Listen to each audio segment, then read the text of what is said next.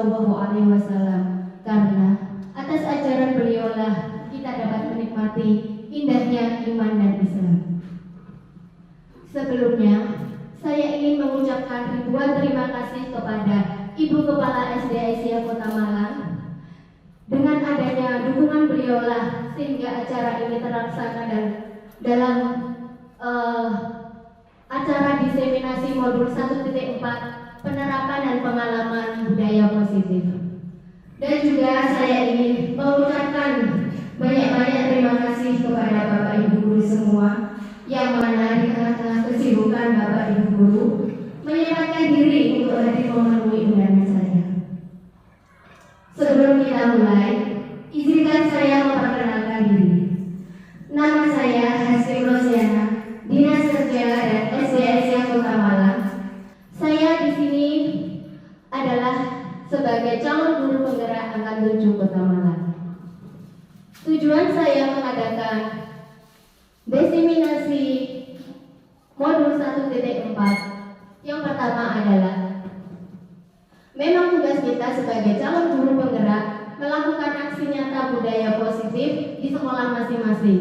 Kemudian yang kedua adalah saya ingin berbagi sedikit ilmu kepada Bapak Ibu guru semua dari apa yang saya dapatkan di pendidikan guru penggerak. Karena ilmu apabila kita simak sendiri tentulah tidak akan bermanfaat. Jadi alangkah baiknya walaupun sedikit kita saling berbagi ya Bapak Ibu. Kemudian yang ketiga, tujuan saya mengadakan acara ini untuk mengajak kerjasama dengan Bapak Ibu melakukan budaya positif di sekolah kita. Apabila hanya ada satu atau dua orang yang melaksanakan budaya tersebut, tentunya tidak akan berjalan atau tidak terlaksana dengan baik. Jadi, mari kita sama-sama bekerja sama, saling berkolaborasi untuk menciptakan budaya positif di sekolah kita. Dan juga saya berdiri di sini bukanlah saya yang paling hebat, bukanlah saya yang paling banyak ilmunya, tetapi di sini kita sama-sama belajar, sama-sama meningkatkan kemampuan kita atau kompetensi kita untuk membuat sekolah kita menjadi lebih baik lagi. Jadi kita sama-sama saling sharing ya Bapak Ibu. Nah, pada siang ini kita akan membahas apa-apa yang terkait dengan budaya positif. Yang pertama adalah disiplin positif dan nilai-nilai kebajikan universal. Yang kedua, teori motivasi, dukungan, penghargaan dan restitusi. Yang ketiga, keyakinan kelas.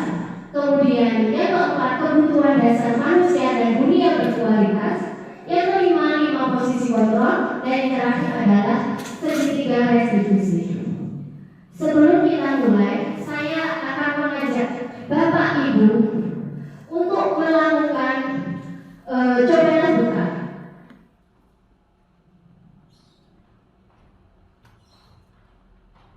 Coba Bapak Ibu tirukan genggam tangan. Bapak Ibu letakkan salah satu tangan Bapak Ibu. Bayangkan bahwa Bapak Ibu sedang menggenggam sesuatu yang sangat berharga dalam kepala tangan tersebut. Bapak Ibu perlu menjaga kepala tangan tersebut. Kemudian bayangkan jika ada seseorang yang mencoba segala cara untuk membukanya. Orang tersebut membujuk dengan segala cara, bisa menghargai, mengintimidasi, menghardik, memarahi, menggoda, menggelitik, bahkan menawari uang agar Anda bersedia membuka kepala tangan Anda. Nah, pertanyaannya, apa yang Bapak Ibu lakukan? Salah satu siapa yang mau menjawab ini?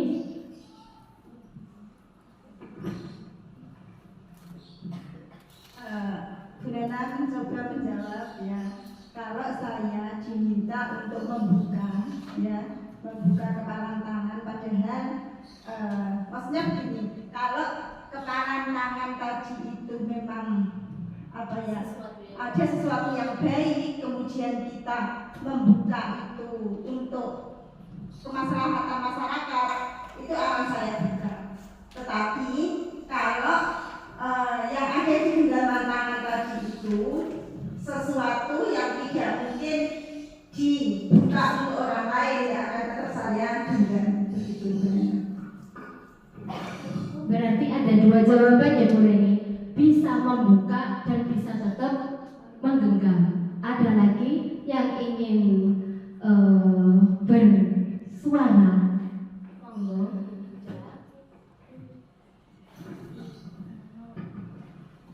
Terima kasih Bu Nana. Saya akan mencoba menjawab pertanyaan apa yang Bapak Ibu lakukan jika memang ada orang yang istilahnya ngotot ya untuk membuka kepala tangan saya, padahal di tangan saya itu adalah sangat berharga bagi saya akan egois, saya larang. Tetapi genggaman yang di tangan saya akan saya hargai, akan saya lindungi, bahkan akan saya tanggung jawabkan. Itu kalau saya. Terima kasih. Terima kasih Bu Lulu. Baik, jawabannya sama deh. Ada bisa membuka dan bisa tetap ditutup. Bapak Ibu, sebenarnya kita membuka atau menutup itu karena kita mengontrol diri kita sendiri. Jadi tidak ada faktor dari luar. Jika misalnya tadi Bu Reni dan Bu Lulu membuka karena ada sesuatu yang urgent, misalnya misalnya ya ditawari uang bermiliar-miliar makanya dibuka gitu ya. Sebenarnya itu faktor dari luar. Sebenarnya kita mau menggenggam itu karena diri kita sendiri. Jadi itu Anda membuka itu bisa dibuka karena orang lain, itu adalah hanya ilusi saja. Jadi yang mengontrol diri kita adalah diri kita sendiri, bukan orang lain. Meskipun ditawari uang atau digelitikin atau diancam, diintimidasi, kalau kita tidak mau membuka, itu tidak akan terjadi. Tangan kita dibuka. Lanjut ya. Nah ini kita akan mempelajari miskonsepsi tentang teori kontrol.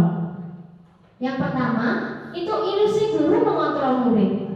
Kedua, ilusi bahwa semua penguatan positif efektif dan bermanfaat.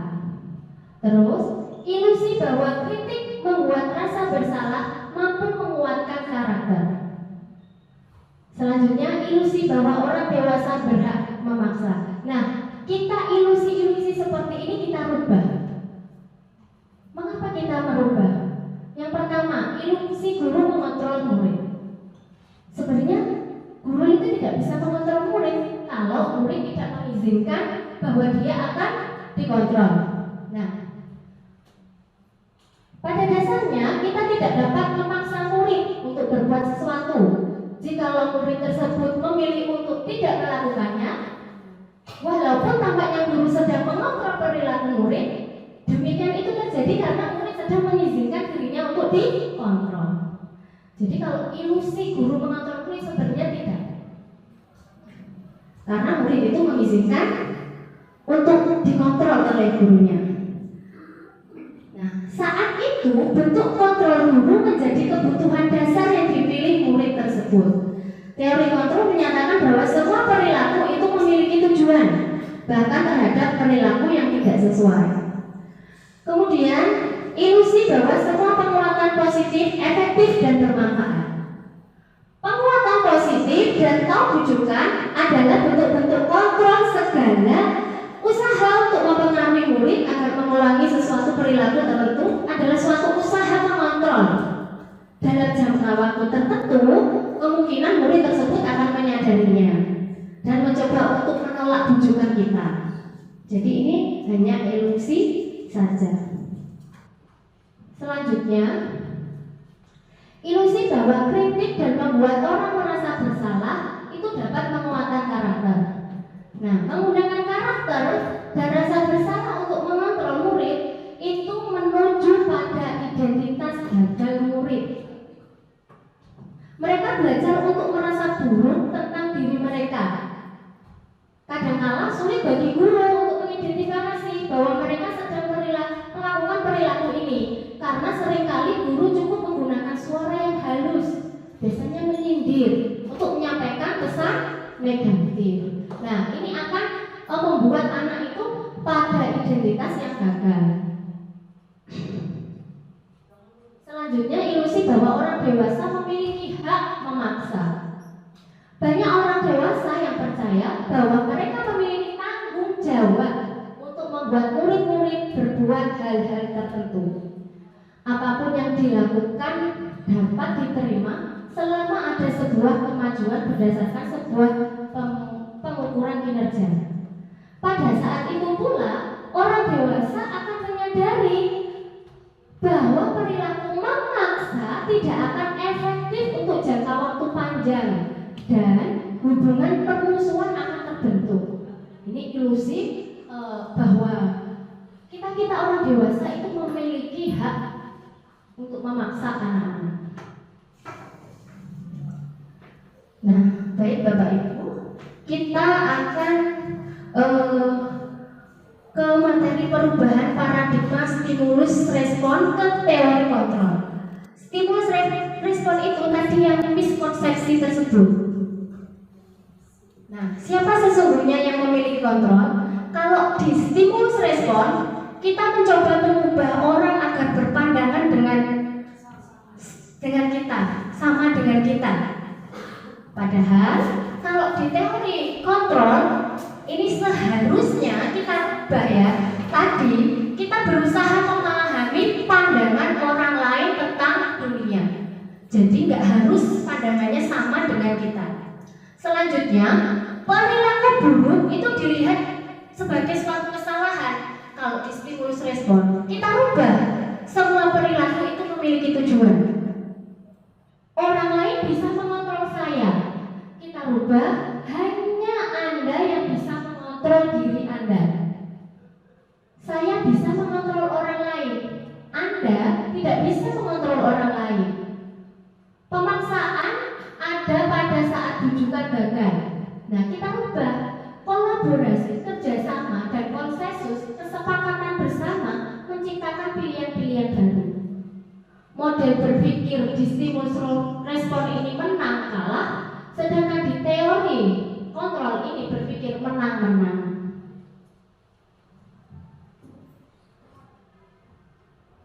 Nah, sekarang kita masuk ke disiplin.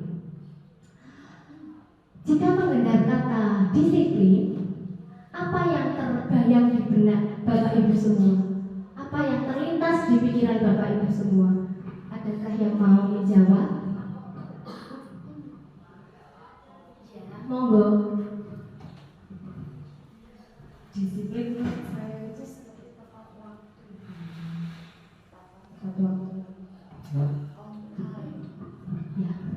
Menurut Budia, disiplin itu tepat waktu, on time.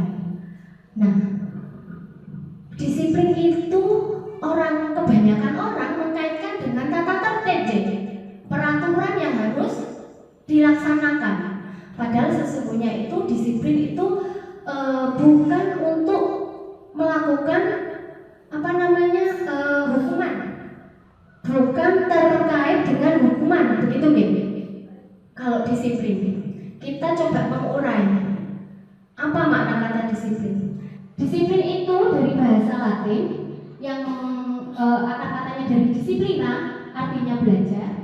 Nah, akar kata disiplin itu sama dengan disipel, itu artinya murid atau pengikut. Nah, murid dan pengikut di sini dia akan mengikuti misalnya aliran atau ajaran sesuai dengan motivasi dirinya sendiri.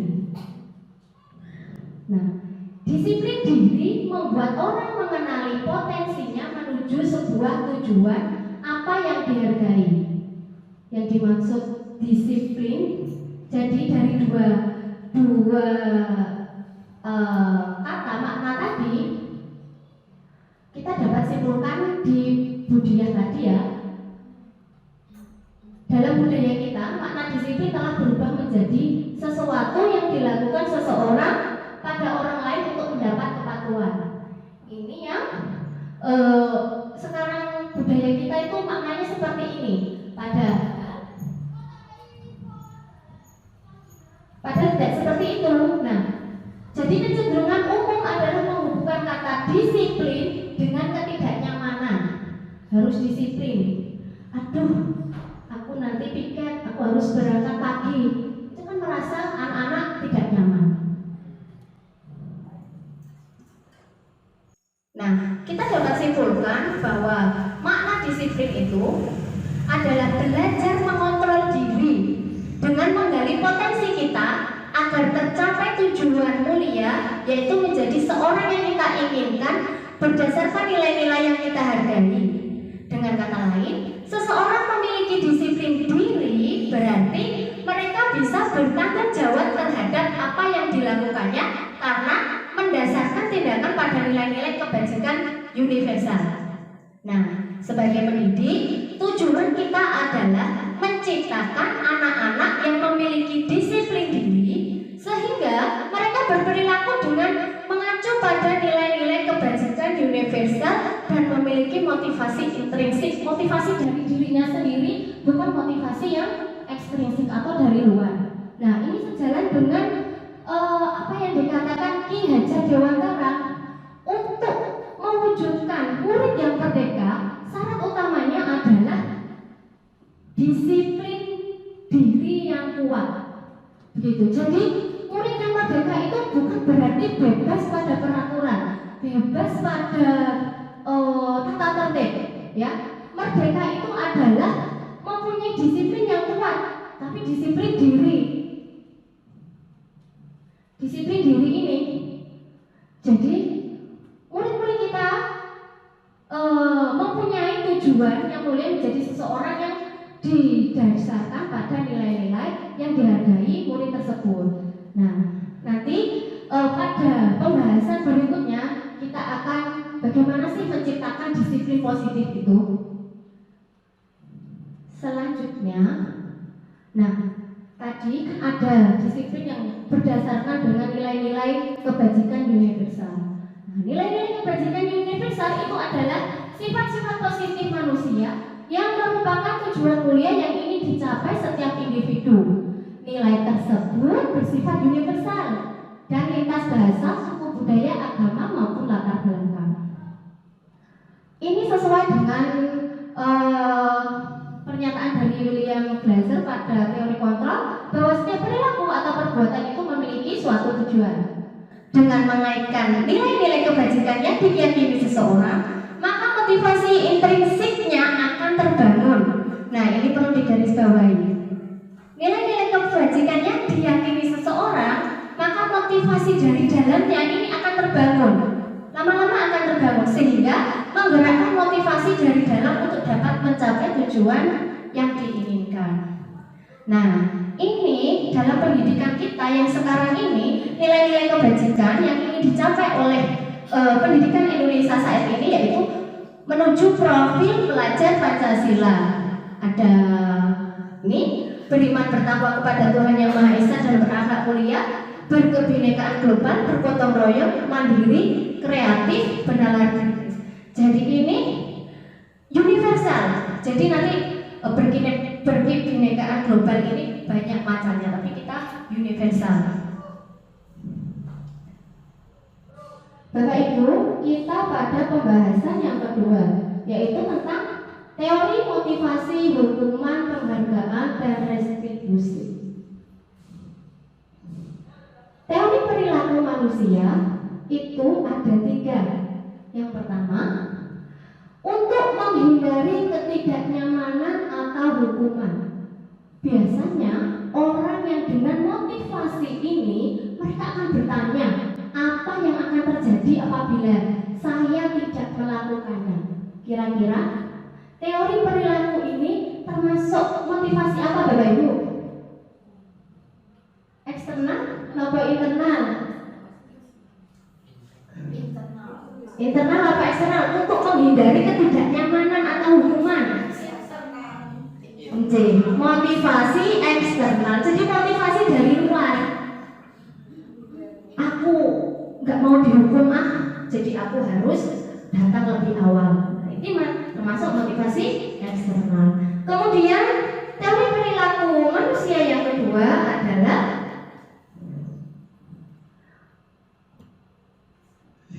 untuk mendapatkan imbalan dari orang lain atau institusi. Orang dengan teori motivasi ini akan bertanya, apa yang saya dapatkan apabila saya melakukannya? Saya dapat imbalan apa enggak? Menyenangkan untuk saya apa tidak? Gitu.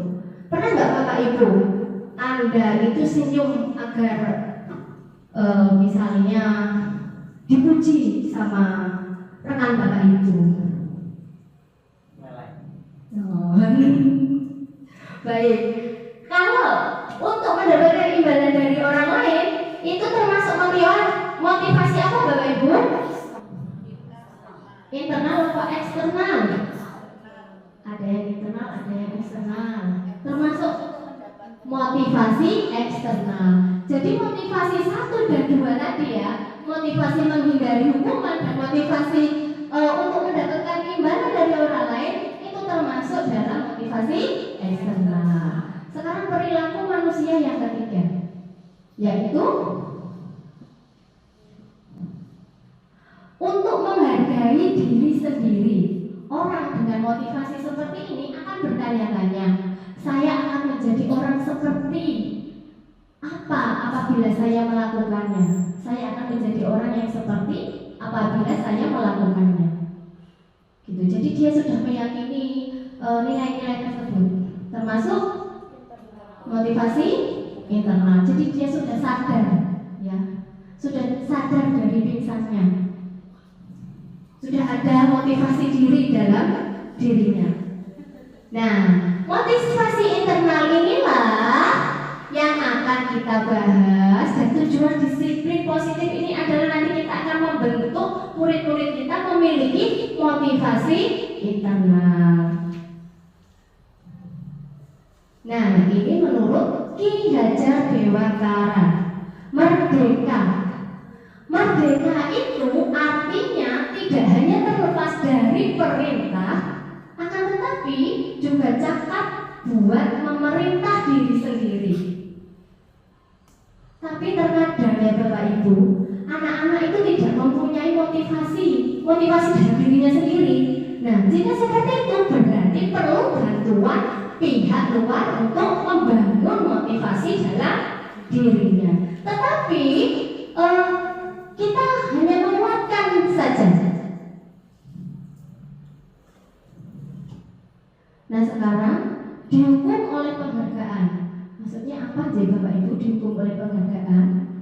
Ternyata bahwa penghargaan itu berlaku sama dengan hukuman. Jadi ketika Bapak Ibu memberi penghargaan, ternyata itu juga diartikan sama dengan hukuman. Dalam arti meminta atau membujuk seseorang melakukan sesuatu untuk memenuhi suatu tujuan tertentu dari orang yang meminta atau membujuk. Ayo kerjakan ini sampai selesai, nanti tak kasih uang 5.000. Nah, itu termasuk hukuman, bukan penghargaan.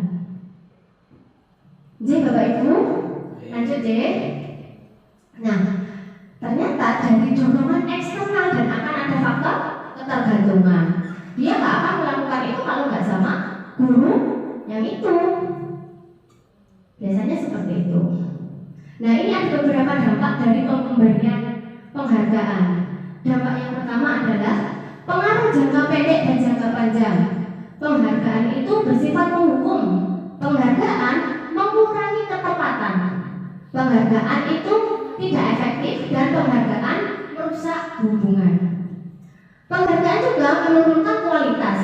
Penghargaan mematikan kreativitas dan penghargaan mengurangi motivasi intrinsiknya.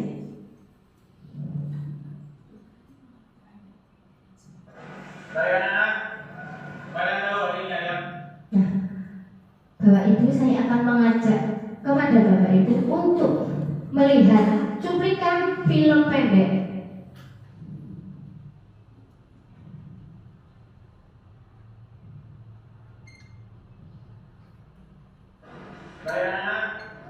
Kalian tahu hari ini ada apa? Kamis. Maka saya sudah tahu kalau hari Kamis. Ini adalah hari pahlawan.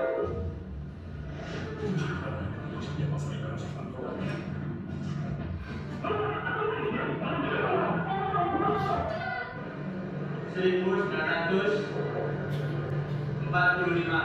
di Surabaya. Hari pahlawan memperingati terjadinya perang. Itu siapa yang perang itu? Mas tolong.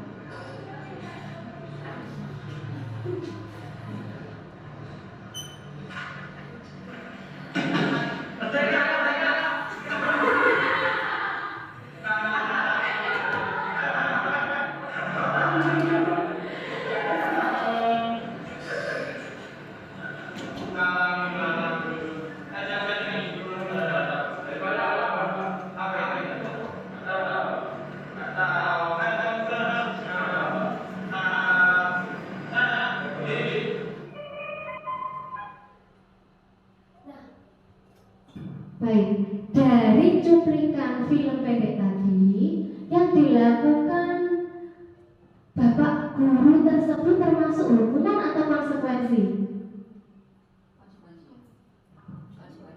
Ada yang menjawab konsekuensi, ada lagi?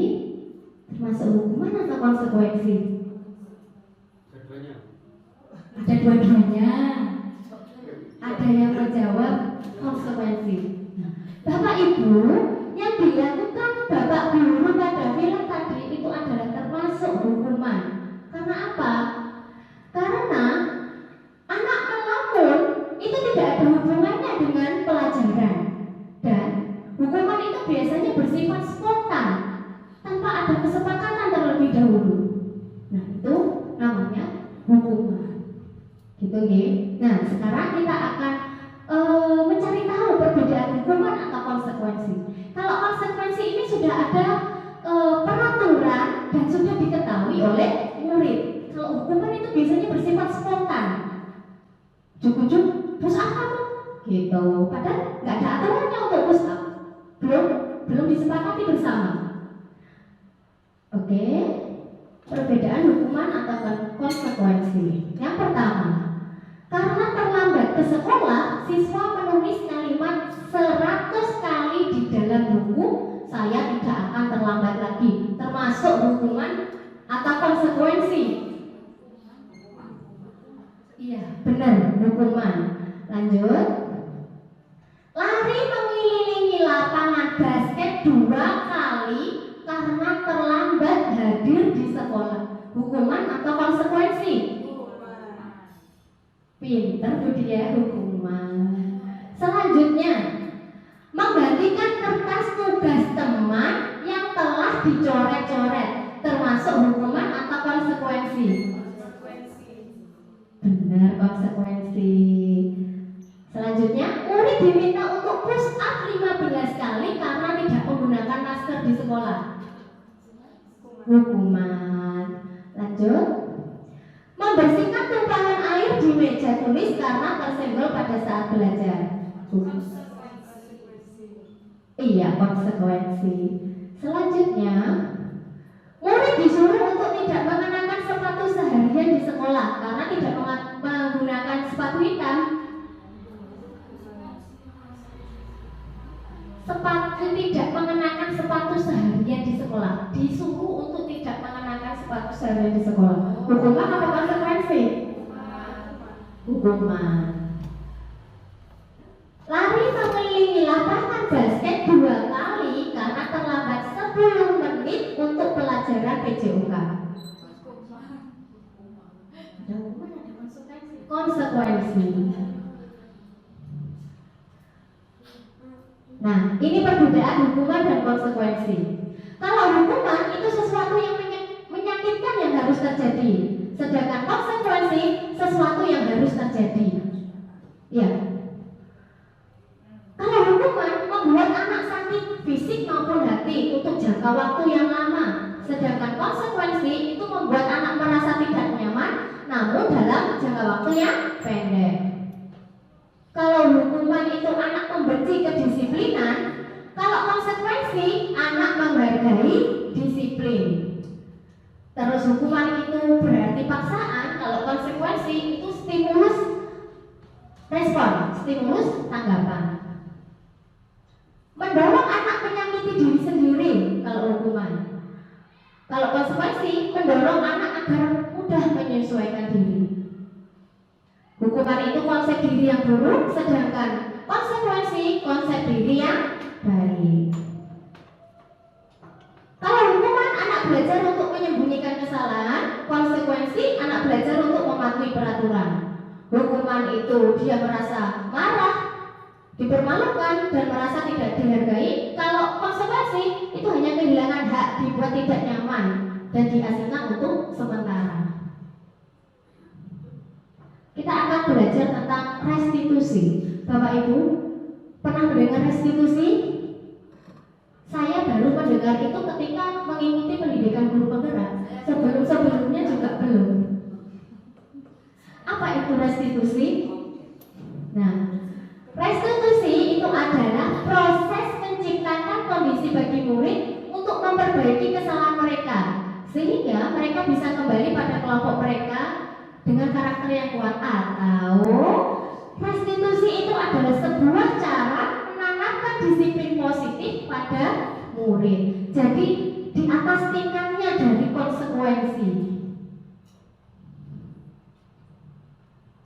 Nah, restitusi juga merupakan proses kolaboratif atau kerjasama yang mengajarkan murid untuk mencari solusi untuk masalah dan membantu murid berpikir tentang orang seperti apa yang mereka inginkan dan bagaimana mereka harus memperlakukan orang lain.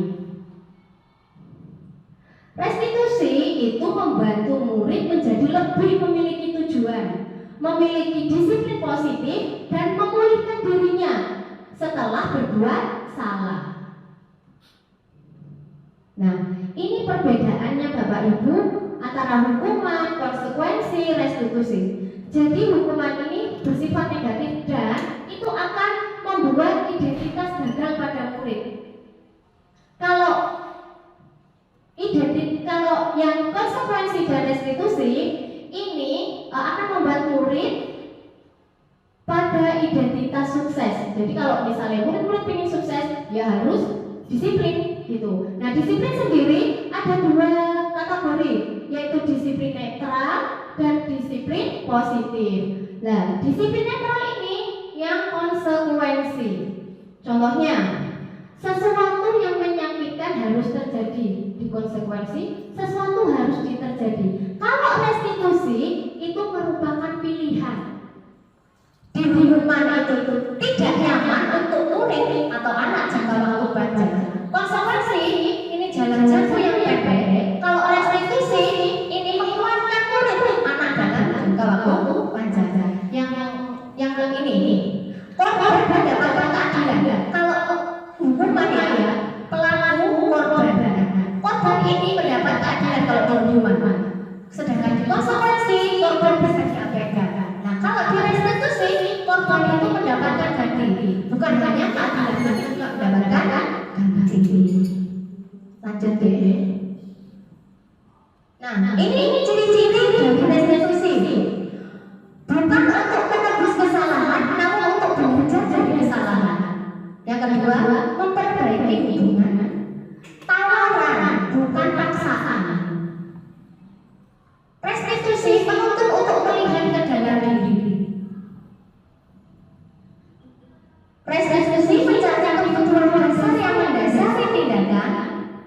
Restitusi diri adalah cara yang paling baik, fokus pada karakter bukan tindakan, fokus pada solusi, dan mengembalikan murid yang berbuat salah pada kelompoknya. Jadi dia tetap tidak merasa terkucilkan atau tidak merasa malu atau tidak merasa, pokoknya tidak merasa, tapi merasa salah. Tapi ini mengembalikan murid pada kelompoknya dengan seperti yang mereka buat tidak salah pada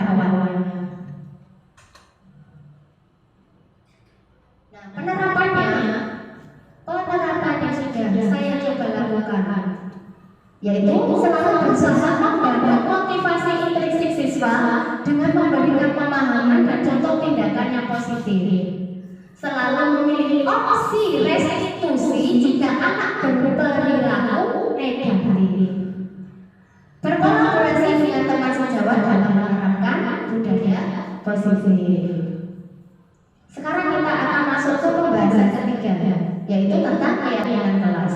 Mungkin Bapak Ibu bertanya, mengapa harus keyakinan kelas? Mengapa tidak peraturan saja? Dan mengapa harus keyakinan kelas? Sebelum kita jawab, ini ada tiga pertanyaan. Mengapa kita memiliki peraturan harus menggunakan helm bila mengendarai kendaraan roda dua? Dan mengapa kita memiliki peraturan 3M menggunakan masker, mencuci tangan, dan menjaga jarak? Dan mengapa kita memiliki peraturan harus datang tepat waktu pada saat mengikuti peraturan? Ini mengapa itu harus keyakinan kelas? Jawaban pertama dan kedua itu karena kita yakin akan kesehatan dan keselamatan. Ini kalau dari kita yakini, saya memakai helm karena saya ingin selamat. Sedangkan ini saya memakai masker karena saya ingin menjaga kesehatan, seperti itu. Sedangkan ini mengapa kita ingin peraturan harus dari sesuatu karena saya menghargai diri saya sendiri dan orang lain. Itu. Lanjut saja.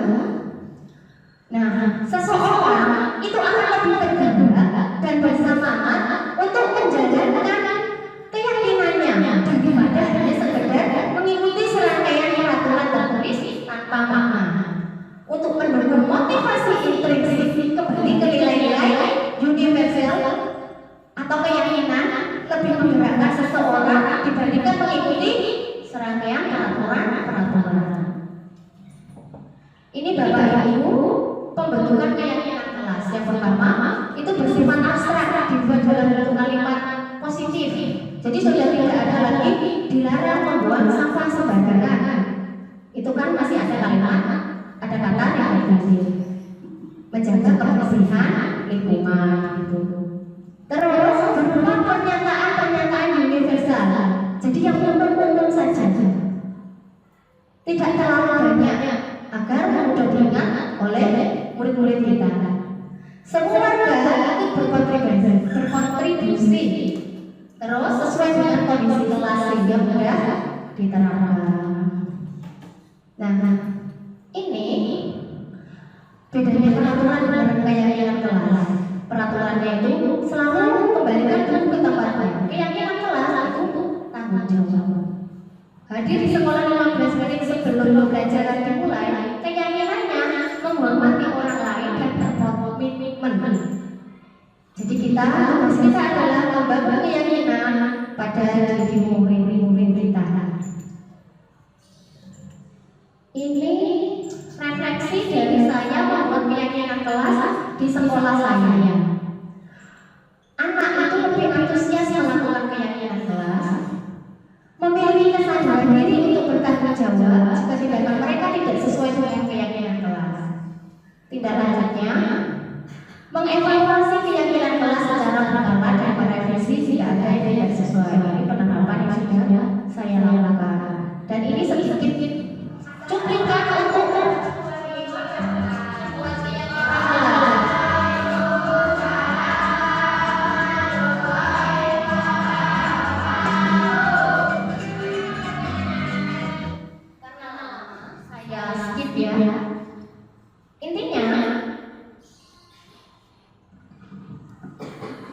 membuat keyakinan kelas itu. Jadi anak-anak itu curah pendapat, melakukan curah pendapat, terus anak-anak menuliskan keyakinannya. Kalau masih ada yang kata-kata negatif, kita jadikan kata-kata positif, terus ditempel di papan, atau terus disalin, ya, disalin keyakinan kelas dalam bentuk figuran itu.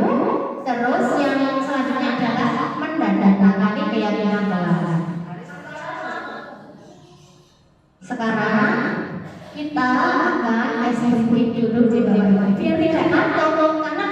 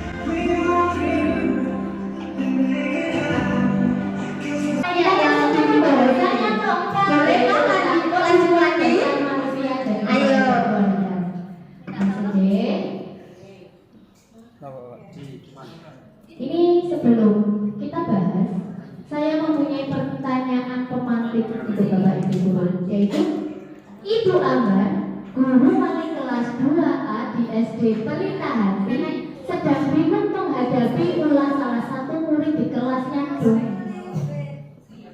Beberapa anak di kelas 2A telah datang padanya dan mengeluarkan dosis seringkali meminta bekal makan siang mereka dengan paksa. Jika Anda menghadapi situasi seperti Ibu Ambar, kira-kira apa alasan Doni melakukan hal itu? Ada yang mau jawab? Bentar ya. Kira-kira Doni melakukan seperti itu. Kita langsung deh Bapak Ibu.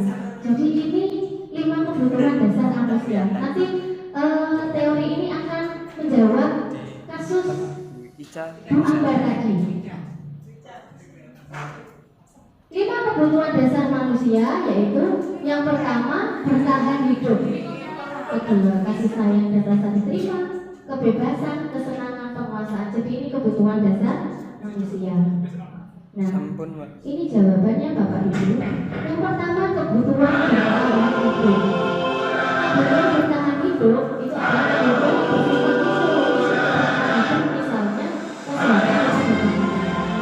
Nah, pada kasus Doni tadi, apabila jawaban Doni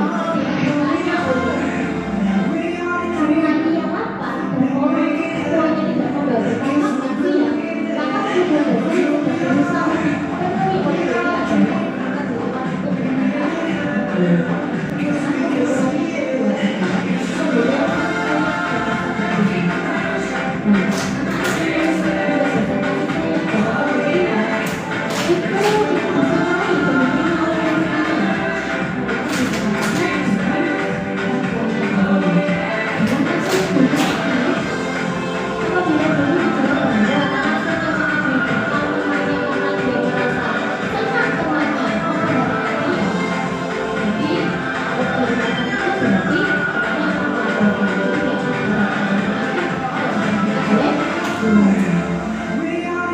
kebutuhan yang ketiga yaitu kebutuhan penguasaan. Anak yang memiliki kebutuhan itu akan ingin menjadi pemimpin. Mereka juga mengamati sebelum dicoba. Biasanya ini ya dalam kasus Doni ini dia merasa hebat hanya jadi takut kayak penguasa dia merasa takut. Jadi Doni ini sedang berusaha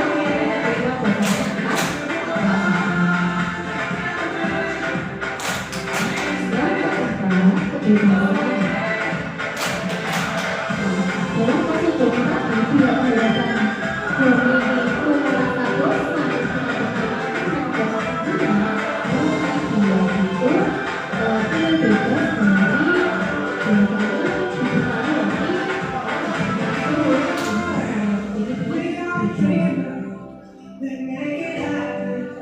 dan kebutuhan yang terakhir adalah kesenangan. Kebutuhan untuk merasa senang. Anak-anak bandar juga besar kesenangan yang tinggi biasanya ingin menikmati apa yang dilakukan. Mereka juga berkonsentrasi tinggi saat mengerjakan hal yang disenangi. Dalam kasus ini, kita masih ke pembahasan yang keempat yaitu tentang kebutuhan dasar manusia dan dunia berkualitas. Nanti ada maksudnya dan menurut dia ekspresi teman-temannya itu lucu. Maka ini sebelum kita bahas, saya mempunyai pertanyaan pemantik. Apakah ini kebutuhan yaitu Ibu Ambar, guru wali kelas 2A di SD Pelita Hati, sedang bingung menghadapi ulah salah satu murid di kelasnya. Beberapa anak di kelas 2A telah datang padanya dan mengeluhkan Doni yang seringkali meminta bekal makan siang mereka dengan paksa. Ada 6. Jika Anda menghadapi situasi seperti Ibu Ambar, kira-kira apa alasan Doni melakukan hal itu? Ada di posisi kontrol yang mana? Yang pertama, posisi pengertian itu. Yang kedua, posisi pembuat orang merasa bersalah. Yang ketiga, posisi teman. Yang keempat, posisi pemantau. Dan yang kelima, posisi manajer. Nah, ini saya akan mengajak Bapak Ibu untuk melihat posisi-posisi kontrol yang ada di dan penerapannya yang ada di video ini. Yang pertama adalah posisi penghukum.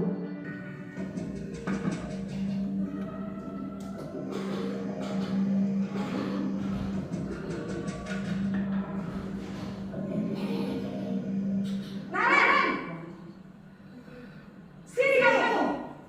Ini ibu menjadi posisi penghukum jadi Bapak Ibu. Selalu terlambat. Kamu Dede pasti terlambat. Maaf, saya Apa coba? Alasan kamu apa lagi? Belum jawab sudah dipotong. Kamu tidak terlambat. Malas sekali ya kamu jadiannya. saya Dasar pemalas. Gak Sudah dikata-katain ini. Sudah berapa kali terlambat? Sana, kamu keliling lapangan basket 2 kali. kenapa saya harus berjuang basket, Bu? Kenapa? Kamu melawan ibu. Berani-beraninya jawab. Sudah terlambat, masih berani jawab pula.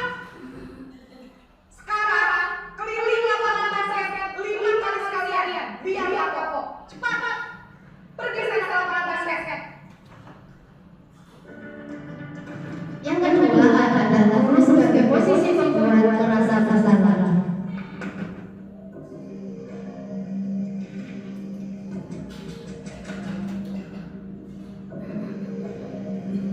Naren!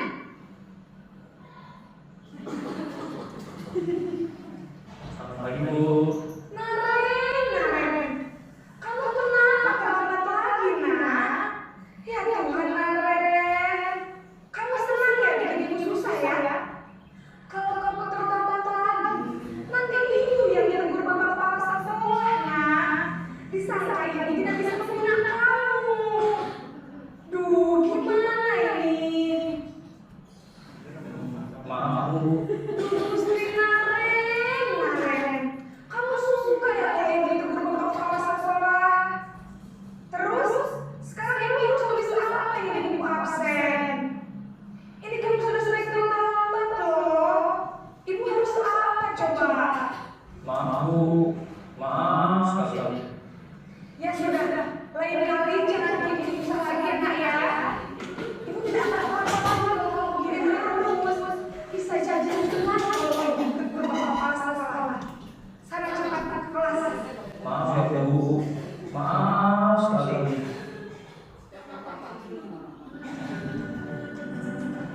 Yang ketiga guru sebagai posisi teman.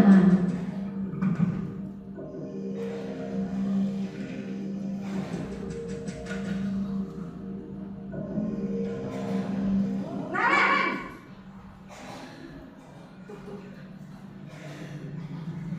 Selamat pagi, Bu. Wah, sudah jam berapa ini, Nak? Terlambat lagi ya sayang. Iya, Bu. Habis ibu saya membangunkan saya, Bu. Kamu malah menyalahkan ibu kamu. Kamu bukannya akan yang paling kejam. Kok terlambat sih? Iya, Bu. Saya memang bangun tadi. Jadi biar puasa kencang tetap gak kencang, Bu. Ya sudah sana. Nanti lain kali yang kenceng lagi ya. Biar gak terlambat lagi. Bikin seneng ibu demi ibu. Bisa kan? Bisa lah, Bu. Ya sudah sana langsung kelas. Ibu beresin sistem absen kamu. Kamu ini ada-ada saja.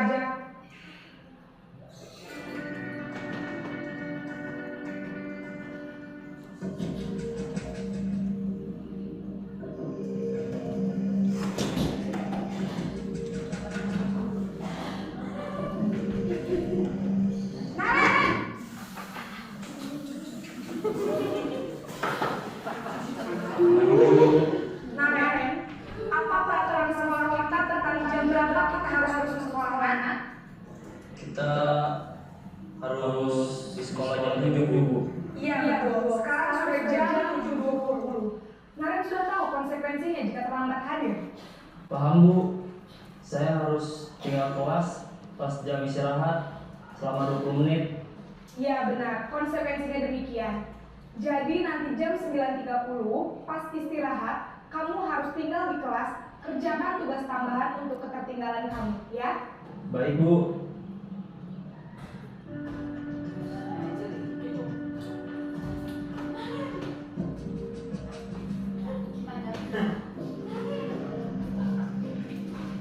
Posisi yang kelima adalah guru sebagai manajer.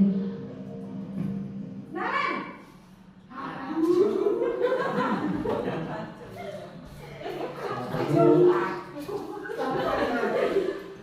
Maaf, Bu. Saya terlambat. Iya, sekolah masuknya jam 7, sekarang sudah jam 7.20. Jadi sekarang bagaimana ini, Naren? Maaf, Bu. Saya lupa setel alarm saya semalam. Baiklah, menurut kamu, keyakinan sekolah yang mana yang perlu kamu tingkatkan? Menghargai diri sendiri dan orang lain mungkin ya, Bu. Setuju. Jadi, apakah Naren meyakini prinsip saling menghormati tersebut? Iya, Bu. Saya meyakininya. Apakah Naren bersedia memperbaiki masalah keterlambatan ini? Bersedia, Bu. Bagaimana kamu akan perbaiki masalah keterlambatan ini?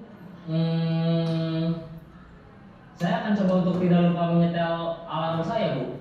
Baik, kalau Naren lupa menyetel alarm di rumah, ada orang yang kira-kira bisa bantu mengingatkan tidak?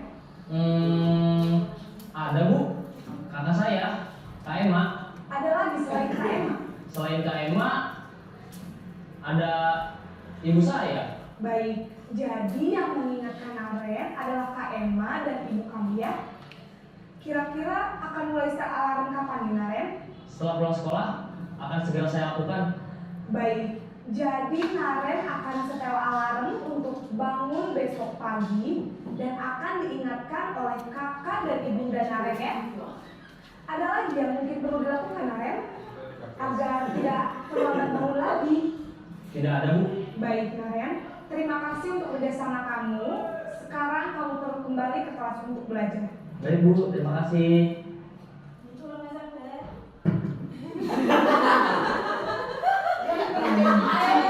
Tadi adalah 5 posisi kontrol kita ya. Sekarang perbedaannya apa? Ini 5 posisi kontrol. Ini ada motivasi, ada identitas gagal, identitas berhasil atau sukses, dan identitas berhasil juga. Nah, di identitas gagal ini atau kontrol dari luar ini ada menghindari hukuman.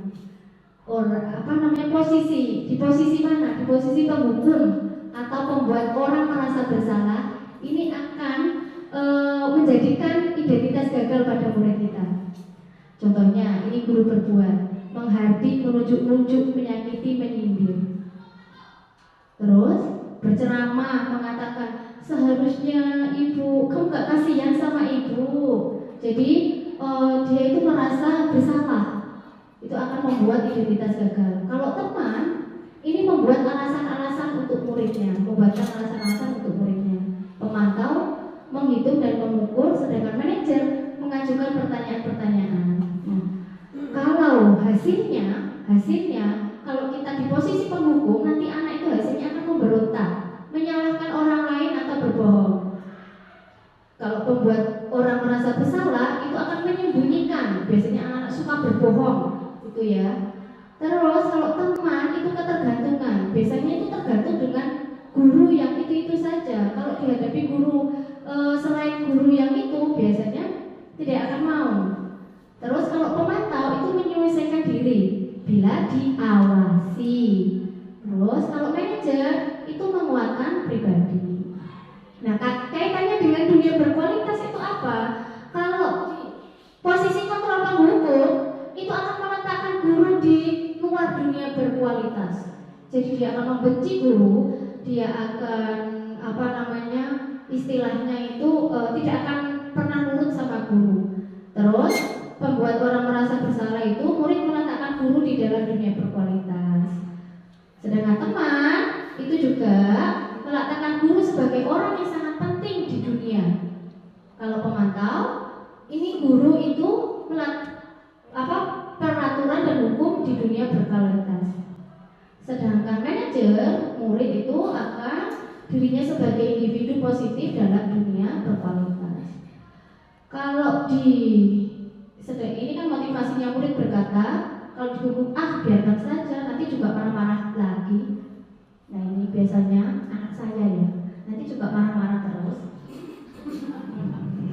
Berarti termasuk penghukum. Selama ini saya juga merasa posisi saya juga ini sebagai penghukum, juga sebagai pembuat orang merasa bersalah, juga pernah di posisi juga sebagai teman, juga pernah di posisi pemantau.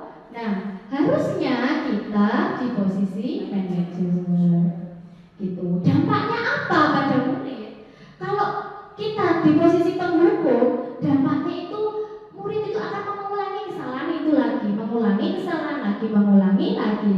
Kalau pembuat orang merasa itu merasa rendah diri. Terus kalau teman itu dia itu lemah, tidak mandiri, ketergantungan. Kalau pemantau ini dititik beratkan pada sanksi atau hadiah untuk dirinya. Jadi masih motivasi eksternal. Kalau yang pemantau ini, yang manajer itu dia akan mengevaluasi diri, bagaimana cara memperbaiki diri. Jadi kalau kita sekarang harus di posisi manajer, sebisa mungkin kita di posisi manajer. Sekarang pertanyaan. Oh, pernyataan. Ya, sama pertanyaan ya, karena saya bertanya nanti. Saya kecewa sekali dengan kamu. Kira-kira siapa yang mengatakan ya? Penghukum, pembuat orang merasa bersalah, teman, pemantau, atau manajer? Membuat orang merasa bersalah. Iya, pinter. Pembuat orang merasa bersalah. Yang kedua, kamu tidak pernah benar melakukannya. Siapa yang mengatakan ini? Penghukum. Iya, penghukum. Selanjutnya, ayolah lakukan demi ibu bapak. Siapa yang mengatakan? Iya, teman. Selanjutnya, apakah kamu mau mendapatkan stiker bintang hari ini? Stiker senyum hari ini? Siapa ya? Iya, pemantau. Selanjutnya, bagaimana kamu bisa menyelesaikan masalah ini? Iya, pinter, manajer. Tepuk tangan. Selanjutnya, kamu selalu yang paling terakhir.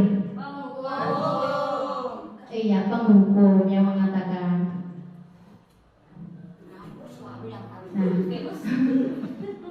Nah, kalau diterapkan berarti kita harus selalu berusaha untuk memahami persoalan terlebih dahulu. Jadi sebagai guru, kita sekarang harus memahami persoalan terlebih dahulu dan tidak gegabah menghukum anak jika melakukan kesalahan.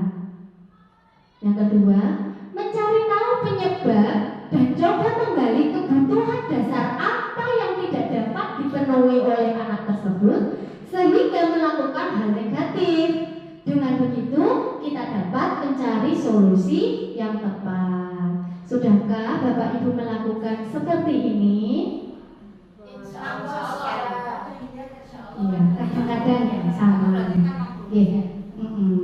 Setelah ini kita harus melakukan yang seperti ini agar anak-anak kita menjadi murid yang merdeka. Kita sudah sampai ke pembahasan terakhir Bapak Ibu, yaitu segitiga restitusi. Tadi kita sudah belajar restitusi, ini sekarang segitiga restitusi. Maksudnya apa? Ya ini caranya melakukan restitusi. Nah, ini yang pertama di segitiga restitusi itu menstabilkan identitas. Ya, caranya kita melakukan restitusi yaitu menstabilkan identitas. Untuk membuat anak yang merasa gagal karena berbuat salah menjadi positif terhadap dirinya. Nah, ini menstabilkan identitas. Jadi anak yang berbuat salah itu akan menjadi positif terhadap dirinya. Jadi jangan langsung dihukum, kita stabilkan dulu identitasnya. Nah, menstabilkan identitas, contohnya, ini guru berkata, berbuat salah itu hal yang manusiawi. Tidak ada manusia yang sempurna. Bapak Ibu juga pernah berbuat salah. Kita pasti menyelesaikan permasalahan ini. Bapak Ibu tidak tertarik untuk mencari tahu siapa yang benar, siapa yang salah. Bapak Ibu lebih tertarik untuk menyelesaikan masalah. Biasanya anak yang gelut-gelut, ayo siapa yang salah, siapa yang salah, gitu. Tapi ini untuk menyelesaikan masalah. Kemudian kalau kamu menyalahkan diri sendiri terus, apakah kamu bersikap baik pada dirimu sendiri? Ini contohnya kasusnya di Ahmad ya. Iya. Ahmad ya. Lanjut deh. Nah, yang kedua adalah setelah Bapak Ibu melakukan menstabilkan identitas, yang kedua validasi tindakan yang salah. Validasi tindakan salah itu untuk membantu murid mengenali kebutuhan dasar yang ingin dipenuhinya ketika melakukan kesalahan itu. Nah, biasanya guru berkata, kamu bisa saja kan melakukan hal yang lebih buruk, tapi kamu tidak melakukannya kan? Terus kamu pasti punya alasan mengapa melakukannya. Apa yang penting bagi kamu? Kamu boleh tetap berusaha menjaga sikap itu, tapi tambahkan sikap yang lain yang baru. Maukah kamu belajar cara lain untuk mendapat yang kamu butuhkan tanpa harus memukul? Apakah kamu bisa melakukan dengan lebih baik besok lagi? Nah, itu yang dikatakan oleh guru di validasi tindakan. Selanjutnya adalah menanyakan keyakinan. Menanyakan keyakinan, anak-anak melihat kesalahannya itu dihubungkan dengan norma sosial dan nilai-nilai yang mendasari manusia berinteraksi dengan orang lain. Nah, ini kaitannya dengan kebutuhan dasar Doni itu. Aku pengen berkuasa, aku pokoknya pengen menang, aku pengen bersenang. Tapi dia mendasari tidak nilai-nilai manusia yang berinteraksi dengan orang lain. Dia mematuhi norma sosial tidak? Seperti itu. Jadi yang kita lihat adalah kebutuhan dasar itu dihubungkan dengan norma sosial dan nilai-nilai yang mendasari manusia berinteraksi dengan orang lain. Jadi gak hanya kebutuhan dasarnya itu untuk memenuhi kebutuhan hidup tadi, ya wis dikasih gitu. Enggak, tapi ini yang harus diperhatikan. Nah, biasanya menanyakan keyakinan, guru berkata, apa nilai yang kita percaya di kelas atau sekolah kita? Nilai-nilai apa yang telah kita sepakati? Kelas yang ideal itu seperti apa? Kamu ingin jadi seperti apa sih? Apa yang kamu rasakan? Ketika kamu melakukan itu, kamu menjadi orang seperti apa? Nah, ini menanyakan keyakinan. Ini contohnya.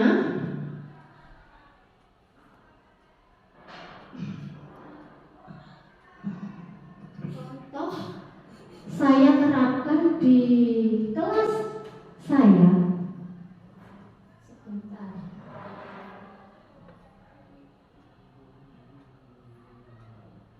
Langsung saja ya, karena ini tugas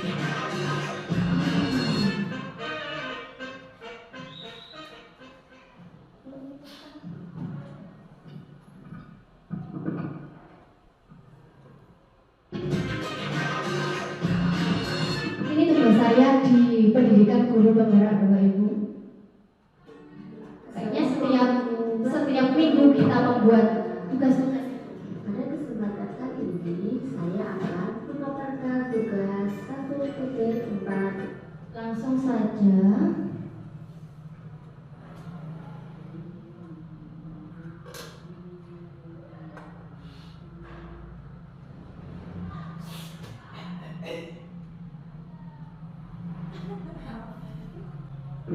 Harus menyelesaikan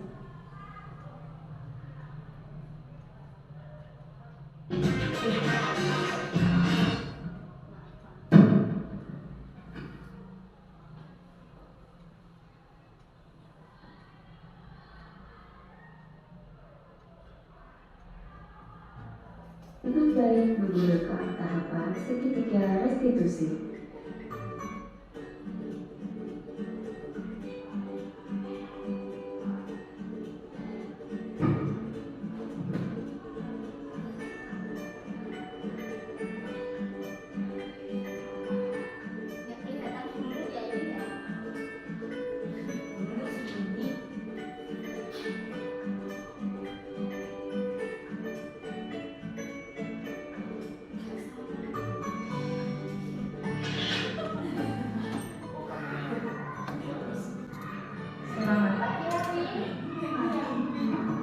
Jadi ini anaknya dipanggil tidak di depan teman-temannya, jadi dipanggil sendiri dulu. Kenapa dipanggil Bunana ke sini? Ini yang pertama, validasi tindakan yang salah. Tapi berangkat ke sekolahnya jam berapa? Jam 7. Jam 7 ya. Sekolah kita maksudnya jam berapa sih, Mas? Jam 7:15. Itu artinya rapi tepat waktu atau terlambat? Terlambat ya. Validasi tindakan yang salah ini Bapak Ibu. Tidak baik ya. Ya. Jadi terlambat itu termasuk perbuatan yang salah. Ini ya Rafi ya. Semua manusia pasti pernah Ini menstabilkan identitas. maksudnya saya benar juga pernah dalam terlambat ketika menghadiri acara. Tapi di sini Bunana tidak mau alasan atau tidak mau mencari siapa yang salah. Tetapi Bunana di sini ingin mencari solusi atas tindakan. Jadi solusi itu kita berdua yang melakukannya ya. Kita bertanya kepada murid solusinya apa, terus kita mempunyai solusi seperti apa. Coba ceritakan ke Bunana, kenapa Rafi datang ke kamar? Tidur kemalaman. Tidur kemalaman itu ngapain itu? Tidur kemalaman. Tapi ngapain aja?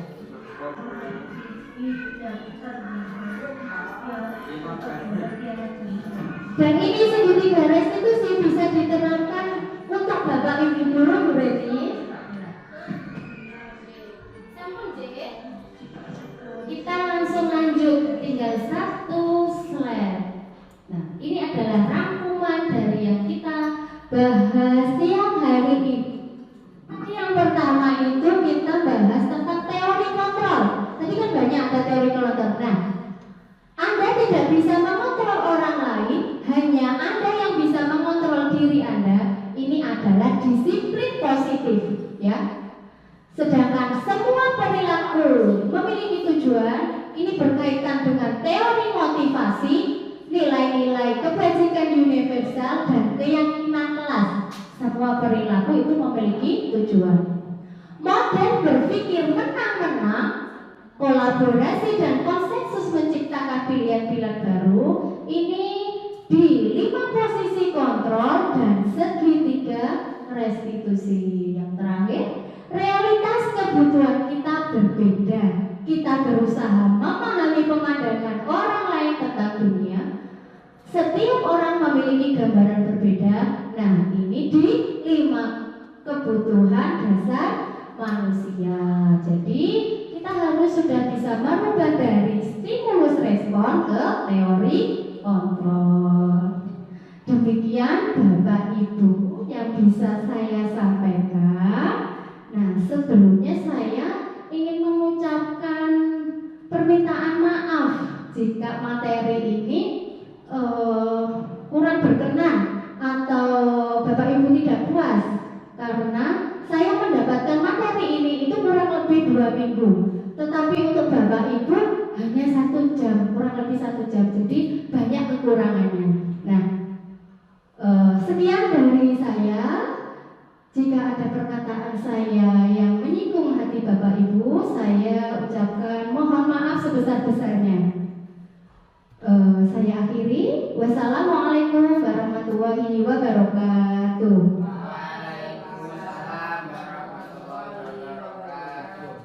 Apakah ada pertanyaan?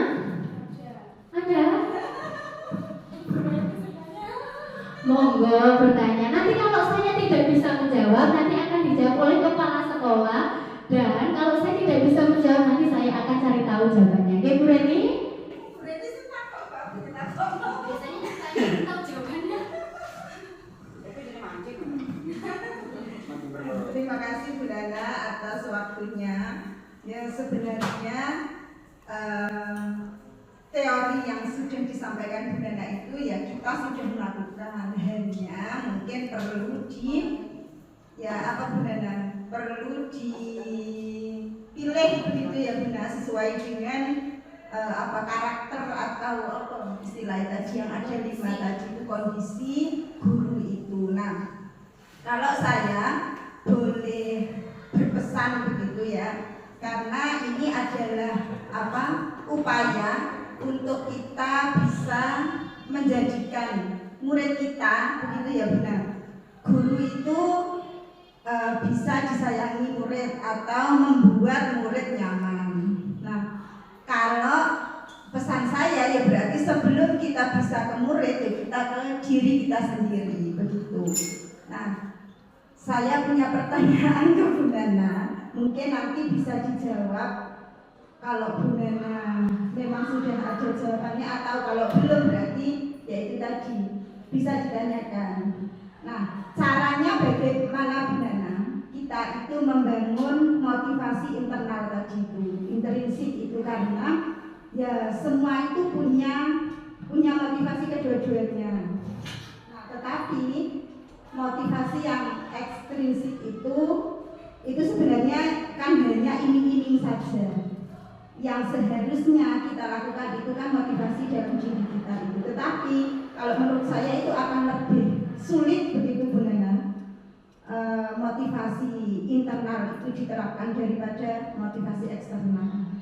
Mungkin Bu Nana punya trik begitu setelah melakukan atau mengikuti pelatihan-pelatihan yang banyak itu. Terima kasih Bu Reni. Saya coba menjawab ya Bu Reni. Bagaimana kita mempunyai motivasi intrinsik ya, atau cara kita. Yang pertama, kalau pertanyaan tadi bagaimana cara murid-murid kita agar bisa nyaman dan senang, gitu ya. Kita benar kata Bu Reni, kita harus merubah diri kita sendiri. Kita harus menjadi teladan dulu ya. Kalau di Ki Hajar Dewantara itu ada Tuturi Handayani, begitu nggih? Ing ngarsa sungkulana ing madya mangun karsa tuturi Handayani. Jadi kita itu memberi contoh dulu, mungkin seperti itu, ya. Bagaimana kita memberi contoh sedangkan kita masih mempunyai motivasi 1 dan 2 tadi eksternal? Ya kita berarti harus mempunyai motivasi intrinsik. Nah, bagaimana tips-tips biar kita itu memiliki motivasi intrinsik? Ya kita meyakini, kayak beriman dan bertakwa kepada Allah. Kalau kita beriman, itu kita sholat. Berarti kalau kita nggak sholat, itu anda belum beriman kepada Allah. Jadi kita bentuk keyakinan dulu, Bu Reni. Benar-benar yakin, benar-benar ingin kedepannya itu jadi apa anak-anak itu, dan kita itu ingin jadi apa. Kita tanyakan pada diri sendiri, keyakinan apa yang mendasari kita untuk melakukan sesuatu. Dan keyakinan itu kalau kita misalnya tidak ada hukuman, tidak ada imbalan, kita itu akan melaksanakan dengan sendirinya kalau kita sudah yakin. Begitu. Nah, untuk membangun keyakinan kayak tadi, ya kita curah pendapat dulu. Kalau memang mau menerapkan peraturan di sekolah, kita melakukan curah pendapat dulu, seperti itu. Jadi tidak hanya salah satu pihak saja yang mengeluarkan pendapat, semuanya. Mungkin seperti itu Bu Reni. Mohon maaf jika tidak berkenan. Nanti saya akan tanyakan ke teman-teman di pendidikan guru penggerak. Bapak Ibu, gimana Bu Reni? Sama deh. Nah, Bapak Ibu mungkin tidak atau mungkin ada pertanyaan atau menanggapi atau mau menambahkan.